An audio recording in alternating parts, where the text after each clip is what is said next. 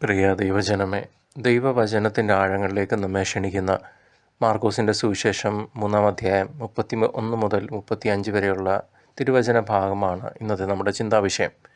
ദൈവഹിതം നിറവേറ്റുന്നവർ എന്ന ഈ ശീർഷകം ക്രിസ്തീയ ജീവിതത്തിൻ്റെ അന്തസത്ത വെളിപ്പെടുത്തുന്നു.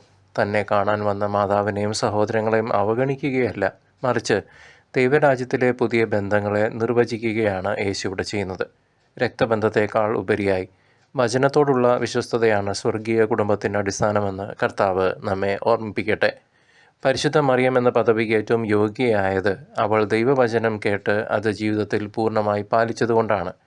ക്രിസ്തുവിൻ്റെ യഥാർത്ഥ അനുയായി ആകാൻ ലൗകിക ബന്ധങ്ങൾക്കപ്പുറം ദൈവഹിതത്തിന് ഒന്നാം സ്ഥാനം നൽകാൻ നിങ്ങളും ഞാനും വിളിക്കപ്പെട്ടിരിക്കുന്നു. ഈ ബോധ്യം നമ്മുടെ ആത്മീയ യാത്രയ്ക്ക് പുതിയൊരു ഉൾക്കാഴ്ച നൽകുന്നു.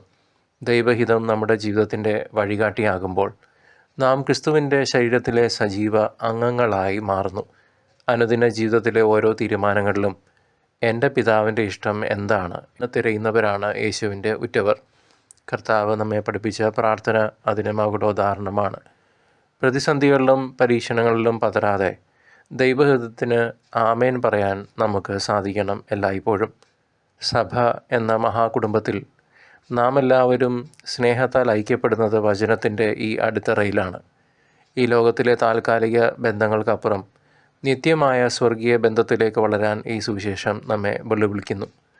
നമ്മെ വേദനിപ്പിക്കുന്നവർക്ക് വേണ്ടി മാധ്യസ്ഥം യാചിക്കാനും കർത്താവ് നമ്മെ ഇന്ന് ക്ഷണിക്കുകയാണ്. വിനീതമായ ഹൃദയത്തോടെ ദൈവത്തിന് നമ്മെ തന്നെ നമുക്ക് സമർപ്പിക്കാം. നമുക്ക് തിരിച്ചറിയാം, തിരുത്താം, മടങ്ങി വരാം ഇന്ന് തന്നെ നമ്മുടെ സ്വർഗസ്ഥനായ അപ്പൻ്റെ അടുക്കലേക്ക്. ക്രിസ്തുവിൻ്റെ സഹോദരരും ക്രിസ്തുവിൻ്റെ സഹോദരിമാരുമായി ജീവിക്കാനുള്ള കൃപയ്ക്കായി നമുക്കും ഒന്ന് ചേർന്ന് പ്രാർത്ഥിക്കാം. കർത്താവായ യേശുവിൻ്റെ തിരുരക്തത്താലുള്ള കഴുകലും പരിശുദ്ധാത്മാവിൻ്റെ അഭിഷേകവും ഇപ്പോഴും എപ്പോഴും നിങ്ങളോടുകൂടി ഉണ്ടായിരിക്കട്ടെ.